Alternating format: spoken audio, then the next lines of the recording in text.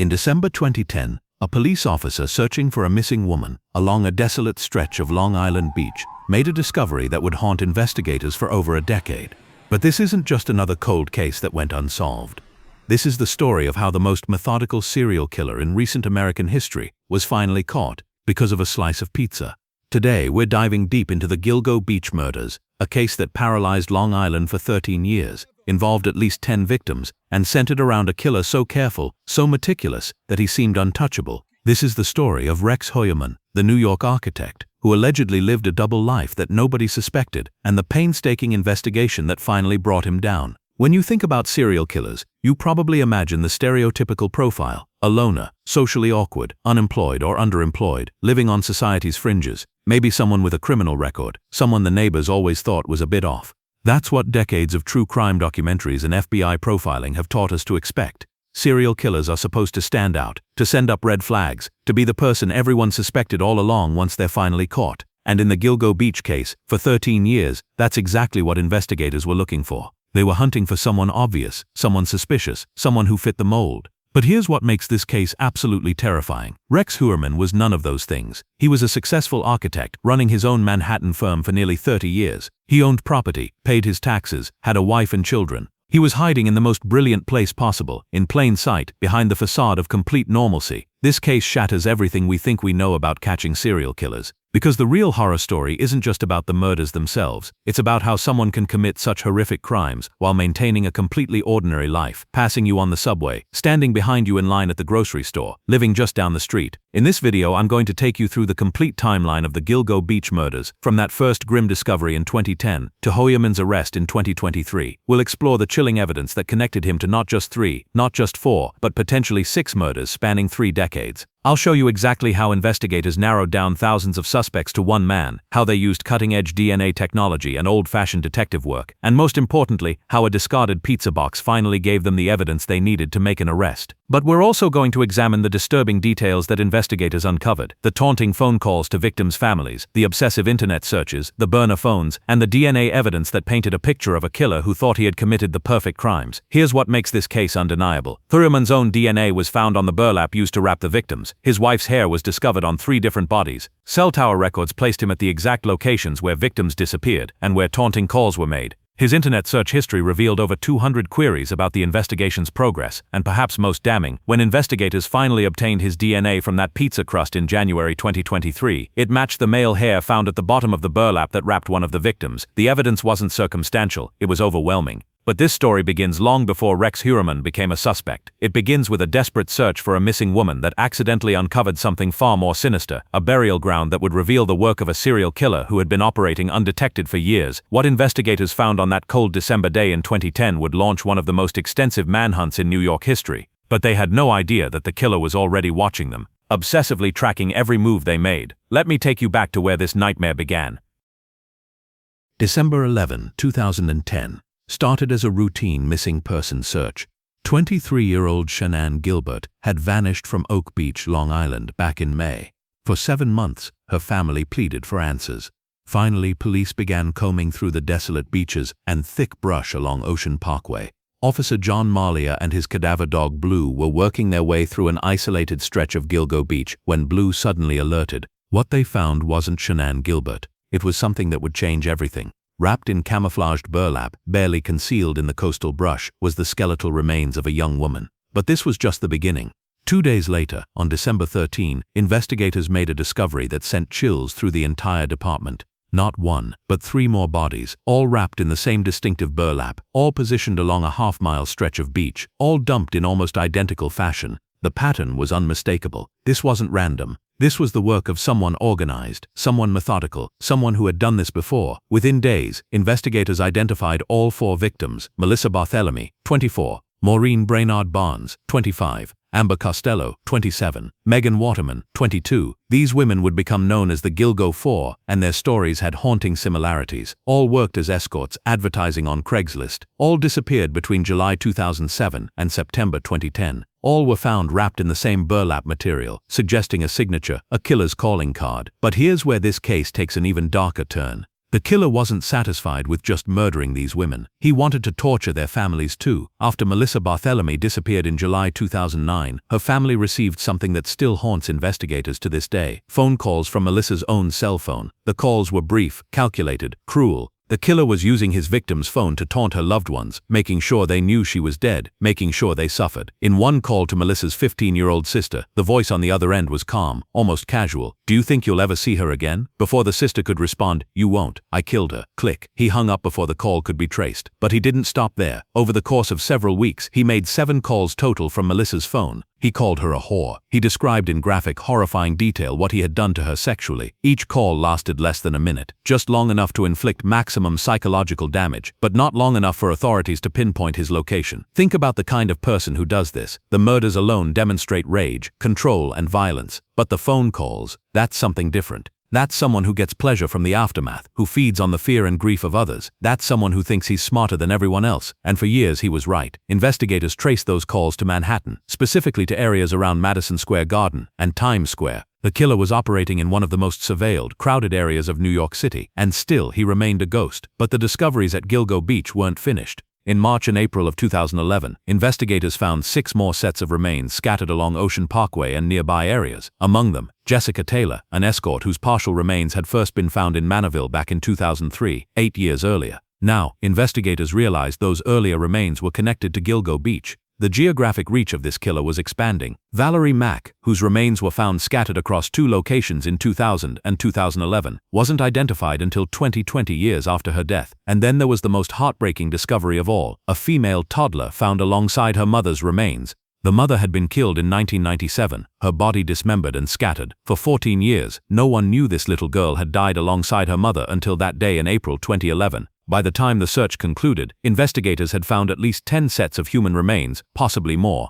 The timeline stretched back to 1993. Multiple dump sites, multiple victim profiles. This wasn't just a serial killer. This was someone who had been hunting for decades. In December 2011, nearly 2 years after she vanished, Shannon Gilbert's body was finally found in the wooded marshes of Oak Beach, about 9 miles from where the other remains were discovered. Ironically, the woman whose disappearance led police to uncover this burial ground may not have been a victim of the Gilgo Beach killer at all. Authorities later suggested her death might have been accidental, unrelated to the serial murders. But without Shannon's disappearance, without that search in December 2010, the Gilgo Four might still be buried in that beach brush. Jessica Taylor might still be unidentified. The killer might still be operating today. Despite the evidence, despite the bodies, despite the taunting phone calls, investigators hit wall after wall. The killer left almost no forensic evidence. The burlap was untraceable. The dump sites were isolated and contaminated by the elements. Years passed. 2012, 2013, 2014, the case went cold. Families waited for answers that never came. The killer, whoever he was, seemed to have vanished, or worse, was still out there, watching the investigation flounder, confident he'd gotten away with it. But investigators never stopped looking, and in 2022, everything changed. The question wasn't whether they'd find the killer. The question was whether they could prove it was him, and that proof would come from the most unlikely place, a trash can outside a Long Island home. For nearly a decade, the Gilgo Beach case remained frozen. Families grieved without closure. The Long Island community lived in fear, and somewhere out there, a killer moved freely, believing he'd committed the perfect crimes. But in 2020, investigators made a decision that would crack this case wide open. They went public with a piece of evidence they'd been holding back. In January 2020, Suffolk County Police released photographs of a black leather belt embossed with the letters WH or HM. They believed this belt had been handled by the killer himself and didn't belong to any of the victims. It was a calculated move: throw the evidence out to the public, see if anyone recognizes it, see if it shakes something loose. More importantly, see if it makes the killer nervous. But the real breakthrough came 2 years later, and it had nothing to do with the belt. In February 2022, newly appointed Suffolk County Police Commissioner Rodney Harrison made an announcement. He was forming a specialized multi-agency task force dedicated exclusively to solving the Gilgo Beach murders. The Suffolk County Police Department, the Sheriff's Office, New York State Police, and the FBI, all working together with fresh eyes, new technology, and renewed determination. This wasn't just a cold case review. This was an all-out assault on the evidence, the phone records, the DNA, everything that had been collected over the previous 12 years. And on March 14, 2022, an investigator reviewing databases made a connection that would change everything. A name surfaced: Rex Heuermann. Here's what made Rex Heuermann so terrifying. He was nobody special. He was everybody. Heuermann was a 59-year-old registered architect who had run his own Manhattan consulting firm, RH Consultants and Associates, since 1994. He was married with children, he owned property, he paid his bills, he showed up to work, he was the definition of hiding in plain sight. But once investigators identified him as a potential suspect, they started digging, and what they found was a man whose entire life had been carefully constructed as a cover for something much darker. Starting in March 2022, investigators began watching Rex Heuermann, not just casual observation, intensive, round-the-clock surveillance. They followed him to work in Manhattan. They watched his family. They noted his patterns, his routines, his movements. But they needed something more concrete than suspicion. They needed DNA. And that's when investigators got creative. You throw away trash every day without thinking twice about it. A coffee cup, a tissue, a napkin. Once it hits the curb, it's public domain, and investigators knew it. They started collecting Heuermann's garbage. Everything he threw out became potential evidence. A discarded cup here, a used tissue there. They were building a DNA profile piece by piece. But here's the problem. Not all DNA samples are created equal. Degraded samples, contaminated samples, insufficient genetic material. Any of these could render the evidence useless in court. In late 2022, detectives recovered a cup they believed Heuermann had used, but when they tested it, the DNA sample was incomplete, not enough to build a solid case. They needed something better. And then in January 2023, he got their golden ticket. Imagine being Rex Heuermann in January 2023. You've been killing for decades, possibly since 1993. You've evaded capture for 30 years. You've watched the investigation unfold on the news. You've seen the task force formed. You've read every article, watched every press conference, and you still feel safe. Because you've been careful, because you're smarter than them. So you order a pizza, you eat a few slices, and you throw the box in the trash without a second thought. That pizza box would be your downfall. Investigators recovered leftover pizza crust from Heuermann's garbage, and this time, they got a complete, pristine DNA sample. The kind of sample that holds up in court. The kind of sample that ends a 30-year killing spree. When the DNA from that pizza crust was analyzed and compared to evidence from the crime scenes, the results were damning. A male hair had been recovered from the bottom of the burlap used to wrap one of the victims' bodies back in 2010. For 13 years, that hair sat in evidence, a genetic fingerprint waiting for a match. The DNA from that hair and the DNA from the pizza crust matched. But it got worse, not just for Heuermann, but for his entire family. Investigators discovered something else in that garbage can, DNA belonging to Heuermann's wife. When they tested it against evidence from the murder scenes, they found her hair on or near 3 of the victims. Let me be clear, she was never charged with any crime, and there's no evidence suggesting she was involved. But her hair being present on the victims suggested these murders were committed in locations she had access to, possibly the family home or vehicles. Think about what that means. These women were potentially killed in a house where a family lived, where children grew up, where normal everyday life continued while bodies were wrapped in burlap in the basement or garage. The DNA evidence created a profile of the killer's movements and methods. Thunrid. Hair from the suspect found on the victim's remains. Hair from the suspect's wife found on the victims, suggesting murders occurred in shared spaces. DNA placing the suspect at the crime scenes. Thunrid. DNA placing him in contact with the burial materials. But DNA wasn't the only evidence. Investigators had been painstakingly working through years of cell tower records. They started with thousands of possible suspects, any phone that pinged towers near where the victims disappeared. Then they narrowed it down to hundreds, looking for phones that appeared at multiple victim locations. Then dozens, then a handful. Rex Heuermann's phone consistently appeared in all the right places, or all the wrong places, depending on your perspective. But wait, there's more.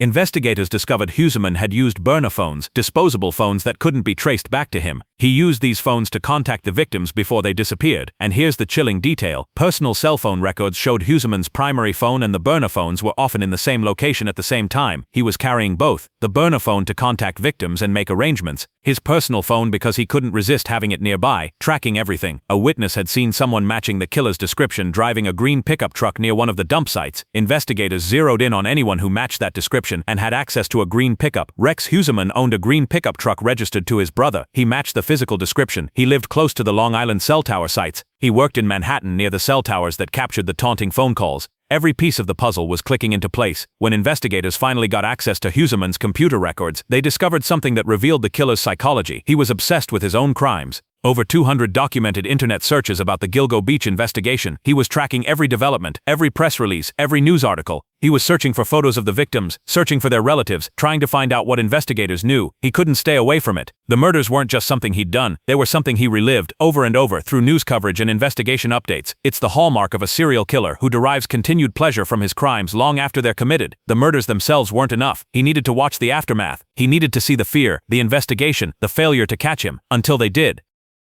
By mid-2023, investigators had everything they needed: the DNA, the cell phone records, the internet searches, The circumstantial evidence piled so high it became a mountain of proof. On July 13, 2023, Rex Heuermann was taken into custody in New York City. After 13 years, after thousands of investigative hours, after families waited more than a decade for justice, the Gilgo Beach killer was finally in handcuffs. He was transported to Suffolk County Police Headquarters in Yafank, Long Island, the same police department that had been hunting him since 2010, the same investigators who'd spent years following false leads, hitting dead ends, and refusing to give up. Heuermann was initially indicted on charges related to 3 of the Gilgo Four: Melissa Barthelemy, who disappeared in July 2009 at age 24, Megan Waterman, who vanished in June 2010 at age 22, Amber Costello, who disappeared in September 2010 at age 27. Each charge included first-degree murder and second-degree murder. The evidence was overwhelming: his DNA on the burlap,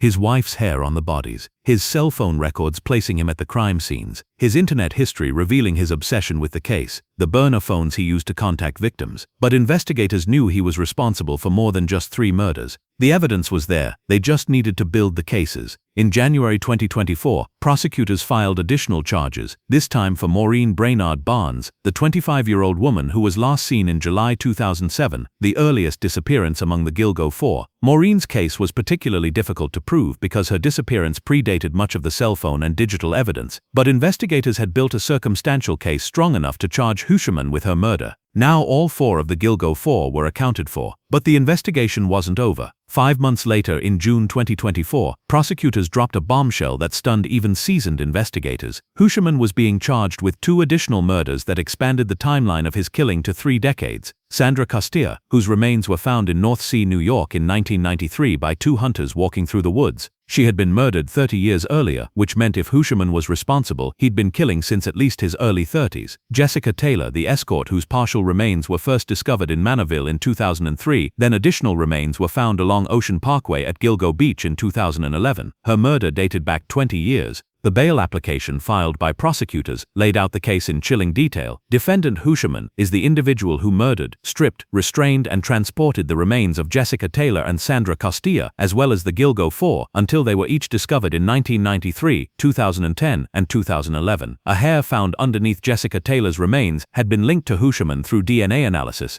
After 2 decades in evidence storage, that single hair became the thread that connected him to a murder he thought he'd gotten away with. Let's pause and process what this means. If Heuermann is guilty of all these charges, he was an active serial killer for at least 30 years, from 1993 to 2010. That's 3 decades of hunting, killing and evading capture. 3 decades of living a normal life while maintaining a secret life as a murderer. Sandra Castilla in 1993, Jessica Taylor in 2003, Maureen Brainard Barnes in 2007, Melissa Barthelemy in 2009, Megan Waterman and Amber Costello in 2010, 6 women that we know of. But here's the terrifying question: were there others? Remember, 10 sets of remains were found during the initial searches in 2010 and 2011. Heuermann has been charged with 6 murders. That leaves 4 unidentified or uncharged cases. In September 2024, prosecutors made a public appeal for help identifying a victim referred to as Asian Doe, a biological male of Asian descent between 17 and 23 years old, found in 2011 wearing women's clothing. Authorities believe this person died in 2006 or earlier from blunt force trauma. Prosecutors didn't say whether Asian Doe was connected to Heuermann, but the timing and location raise obvious questions. Then there's Valerie Mack, whose remains were found in 2000 and 2011, but who wasn't identified until 2020. There's the female toddler and her mother. There are potentially other victims whose remains haven't been found yet. The full scope of Heuermann's alleged crimes may never be fully known. Rex Heuermann has pleaded not guilty to all charges. His attorney, Michael Brown, insists his client has maintained his innocence since day one, and that's Heuermann's right.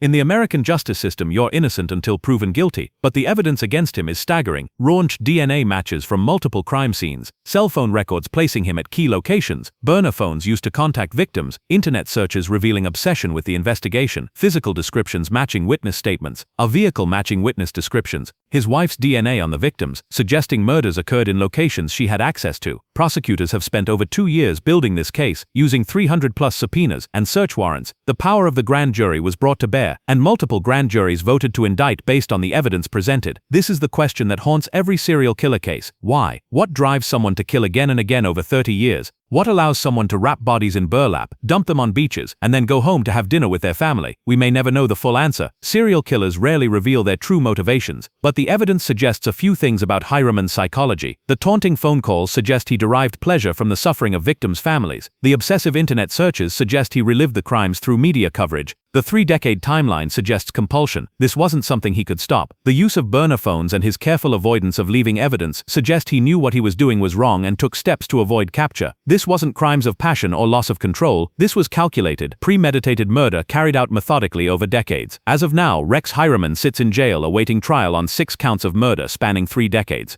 The trial will likely be one of the most watched criminal proceedings in recent New York history. Prosecutors will present the DNA evidence, the cell phone records, the internet searches, the timeline of his movements. The defense will have to explain away all of it: the hair, the phone records, the burner phones, the obsessive searches. For the families of the victims, the trial represents something they've waited over a decade for: answers, justice, closure. But before we get to the conclusion of this story, there's one more piece we need to examine: how this case changed the way we think about serial killers, investigations, and the people living next door. For decades, we've been conditioned to believe that serial killers look a certain way, act a certain way, live a certain way.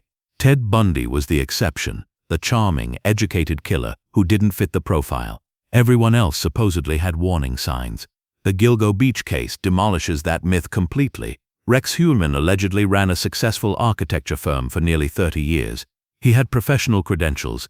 He had clients who trusted him with their projects. He lived in a house with his family in a middle-class neighborhood. He took the train into Manhattan like thousands of other commuters. There were no obvious red flags. No one suspected him. Not his neighbors, not his colleagues, not even investigators, until they found his name in a database search in 2022. This case also demonstrates how modern investigative techniques have revolutionized criminal investigations. The original investigation in 2010-2011 had limited tools. DNA technology was less advanced. Cell tower analysis was less sophisticated. The case went cold because investigators couldn't make the connections they needed. But by 2022, everything had changed. Advanced DNA analysis could extract profiles from degraded samples. Genetic genealogy helped identify victims decades after their deaths. Cell tower triangulation could track phones across multiple locations and times. Digital forensics revealed internet search patterns and behavioral profiles. The task force that formed in 2022 didn't just review old evidence, they re-examined it with new technology that didn't exist in 2010. That made all the difference. Perhaps the most important lesson from this case is the most mundane. Your garbage tells a story. Investigators legally collected Heuermann's trash and built a DNA profile that ultimately connected him to 6 murders. That pizza crust he threw away without thinking became the key piece of evidence that ended his freedom. In an age where people are increasingly aware of digital privacy, covering laptop cameras, using VPNs, deleting browser history, we often forget that physical evidence is still the gold standard.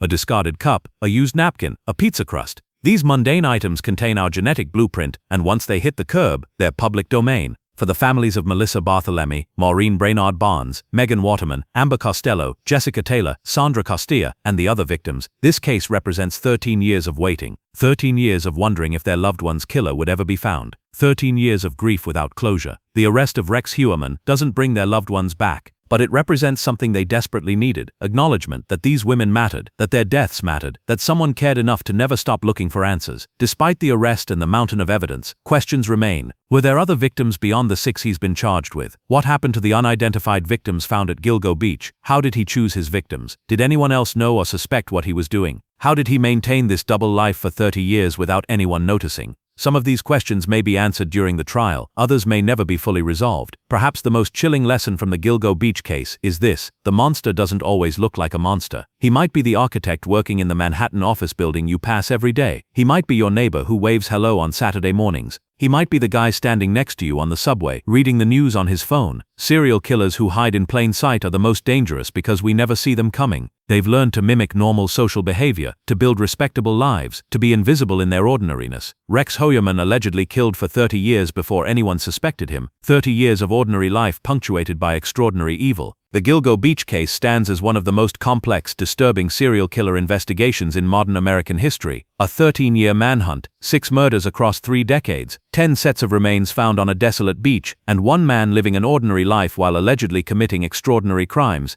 But it's also a story of persistence, of investigators who refuse to give up, of families who refuse to let their loved ones be forgotten, of forensic scientists who push technology to its limits to find answers. In July 2023, that persistence paid off. Rex Heuermann sits in jail, awaiting trial. The families of his alleged victims finally have someone to hold accountable. And the Long Island community can sleep a little easier, knowing that whoever killed these women is no longer walking free. The trial will determine Rex Heuermann's legal guilt. But the investigation has already proven something important. No matter how careful you are, no matter how long you evade capture, no matter how well you hide in plain sight, forensic science and determined investigators will eventually find you, even if it takes 13 years, even if it takes a pizza box to do it. This case reminds us that justice doesn't have an expiration date. Cold cases can be solved, families can find closure, and killers, no matter how careful they think they've been, leave traces behind that will eventually tell the story of what they've done. The Gilgo Beach killer thought he was untouchable. He was wrong, and that slice of leftover pizza proves it.